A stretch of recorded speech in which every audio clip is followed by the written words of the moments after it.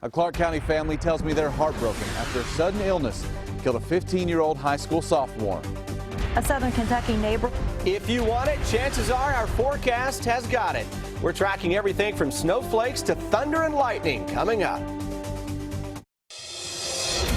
Tracking, alerting, protecting.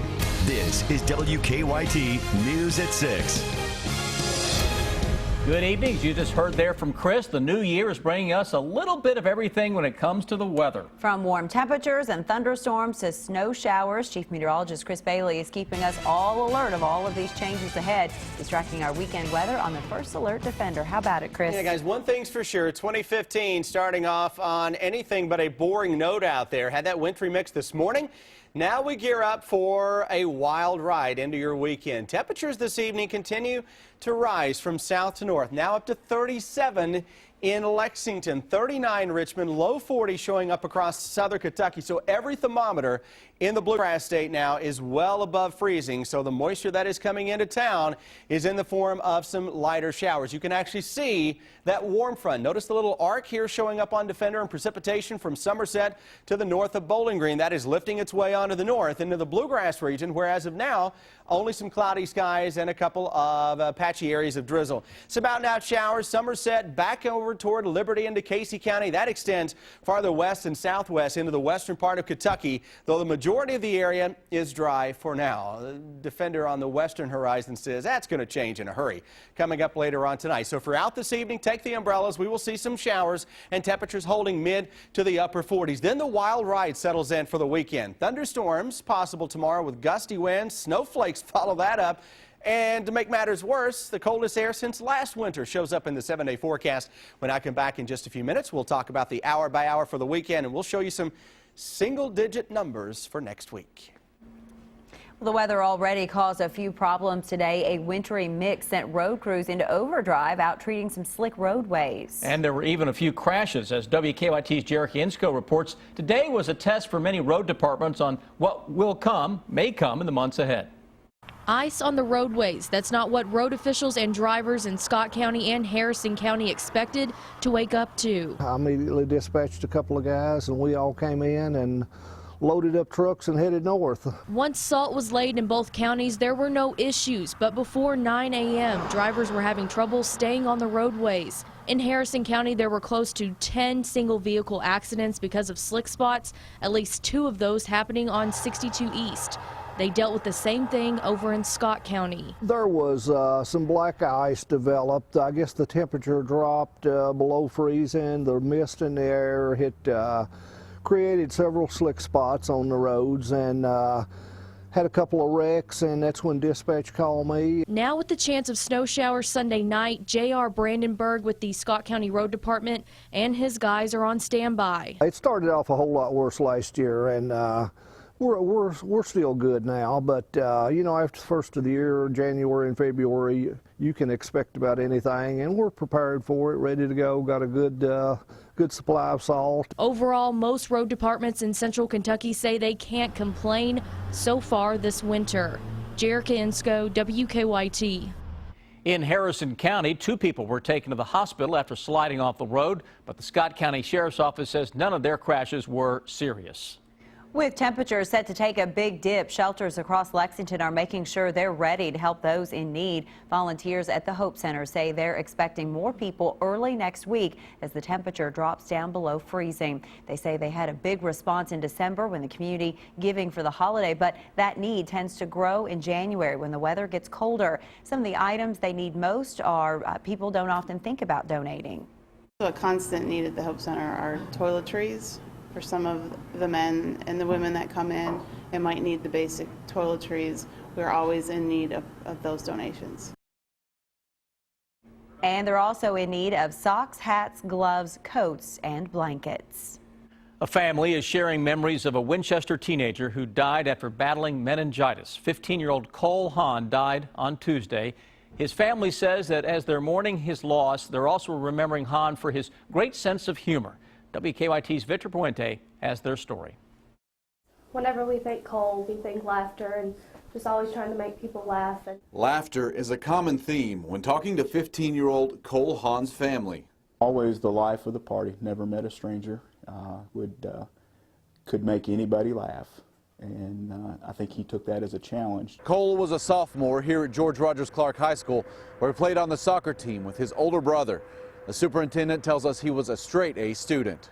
Hahn died Tuesday at UK Hospital after a fight with meningitis. It's just completely sudden out of nowhere, but I don't think I know he's in a better place. We're flowers in God's garden, and God tends to us and sees to all of our needs, and when it's time to go and be in his presence, he picks that flower. Though Cole's time was shorter than they would have liked, his relatives say he taught them a valuable lesson by the way he lived those 15 years. He knew how to live life, and if there's anything that anybody can take from this, I hope that they will live life to its fullest, because we don't know when our time is. In Clark County, Victor Puente, WKYT. Hahn's family has also started a GoFundMe account to help with medical and funeral expenses. The form of meningitis that Hahn had was not contagious. School officials did have all of their buildings and buses disinfected, but they tell us they had already planned that cleaning before Hahn got sick. They do it on a regular basis during school breaks to help fight the flu. Earlier today, Fayette County's health commissioner talked about how different forms of meningitis should be handled. There's meningitis, and then there's meningitis. And all of them are serious for the patient, but there are only a few of them that are serious for the community. This one is not serious for the community. And again, condolences to the family, because that's devastating. The Clark County superintendent tells us that counselors will be at the high school when students come back from Christmas break on Monday. Because of Hahn's death, tonight's George Rogers Clark High School girls basketball game at home against Anderson County has been postponed. A makeup date has not yet been scheduled. A burglary suspect is facing some serious charges because of what police say happened inside a Southern Kentucky home. Dina Baird is in the Whitley County Detention Center. Police say she not only stole from a home back in November, but she also shot the homeowner's dog that was locked up in a cage. WKYT's Garrett Weimer has more on this shocking crime alert. Investigators with the sheriff's office here in Whitley County say it started when a woman broke into a home on Ties Ferry Road to steal guns, electronics, and jewelry. But while she was inside, investigators say she shot the homeowner's pit bull in the face. This is Dina Baird. According to the criminal complaint, Baird stole 3 handguns, a rifle, 2 laptops, a camera, an iPad, Xbox, and jewelry. And we're learning that deputies believe she was not alone. Sergeant Kirk Mays with the Whitley County Sheriff's Office says a man named Daniel Myers is also charged in connection with that burglary. As for the dog, Sergeant Mays says it was in a cage when the burglary happened. The homeowner puts the animal in the cage at night when they go to work.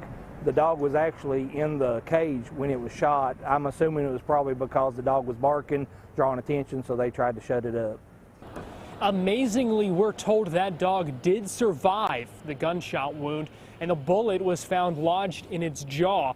Baird now charged with second-degree burglary and first-degree animal cruelty. As for Myers, Sergeant Mays says he will answer to outstanding charges in Tennessee before he's brought back here. In Whitley County, Garrett Weimer, WKYT. And right now, Baird is being held at the Whitley County Detention Center. A former Morgan County judge executive will have to wait a little longer to find out how long he will serve in federal prison. Tim Conley was set to be sentenced next week. However, a motion was granted to delay the case until January 27th. Conley pled guilty last year in a federal fraud case. He admitted to accepting thousands of dollars in illegal kickbacks from a Salyersville contractor. Back in November, Conley ran for re-election but was defeated by Democrat Stanley Franklin. New details tonight on the progress of the Centerpoint project in downtown Lexington. The developers told the Lexington Herald Leader that they hope to sell up to $30 million in bonds by the end of January. The money would go toward building the underground parking garage for the development. Construction began on the parking garage in late 2013.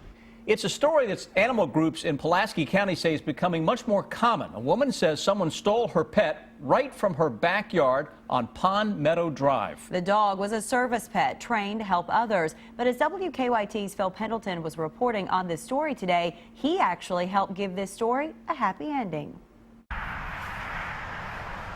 The new year had a lot of worry for a woman in Pulaski County's Iron Gate subdivision. Coming right up to someone's backyard and getting a fenced-in dog when it's clear the owner is up and lights are on is pretty brazen. Gloria Sam says the complaint about Jay, a well-trained border collie, is sadly not new. Thieves are stealing these dogs either for resale or, if they're not spayed or neutered, perhaps for breeding purposes. The Pulaski County Sheriff's Office is investigating the latest case. But shortly after I spoke with the Border Collie's owner, I noticed a Border Collie running loose near her home. I called her, and sure enough, it was him. This is wonderful. So then we caught up with Jay as he was being checked out at the local vet. They're thankful to have their pet back, who's also used to help people. In this instance, however, this dog was in training to be a pet therapy dog. And those dogs are the ones that go to the hospitals, the nursing homes, to the schools. So I'm so happy to be home. This story has a happy ending, but animal groups say dogs mysteriously disappearing is still a big problem. Is it because people want to get good dogs and sell them before Christmas to make money? Jay was dirty but appeared to be otherwise okay. His owner questions if the thieves let him loose when they discovered he was neutered. In Pulaski County, Phil Pendleton, WKYT. Our Phil Pendleton in the right place at the right time. Animal groups in Pulaski County say the missing and stolen dog problem is so widespread that they have scheduled a meeting to discuss the issue. And that meeting will be January 12th at 6:30 at the Pulaski County Extension Office. Follow WKYT online at WKYT.com. Join the conversation on Twitter and become a part of the WKYT Facebook family.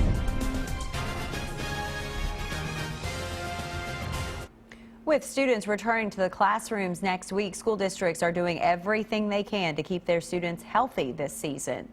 Today, workers with Johnson County Schools disinfected classrooms throughout their school district. And while schools are doing what they can, officials hope that the students can take their own safety measures. Our teachers regularly talk with students about being sanitary, about keeping their hands washed, about covering their mouths when they cough, when they sneeze, always washing hands or using disinfectant. School officials say that if your children do have any flu-like symptoms, please keep them at home. Several Kentucky school systems are joining forces to speak out against a proposed rate hike by Kentucky utilities. The Kentucky School Boards Association is representing several districts at Public Service Commission hearings. The Fayette County School Board is one of them. KU announced back in November that it would ask for a more than 9% rate increase. According to our news partners at the Herald Leader, the rate would differ for each structure, meaning school districts could see up to an 18% increase in their electricity bills. Thanks to generous donations, the annual Salvation Army fundraiser went above and beyond its goal. The traditional Red Kettle donations were about $3,000 below their normal level, but the online donations did better than expected. The Salvation Army says because of that, they ended up passing their goal by $6,000. That's a great start to the $6.5 million budget that it takes to help the people in Lexington that we need to help. So we certainly appreciate that, and thank you very much. The money raised helps support the Salvation Army programs which service low-income families and homeless women and children throughout our area.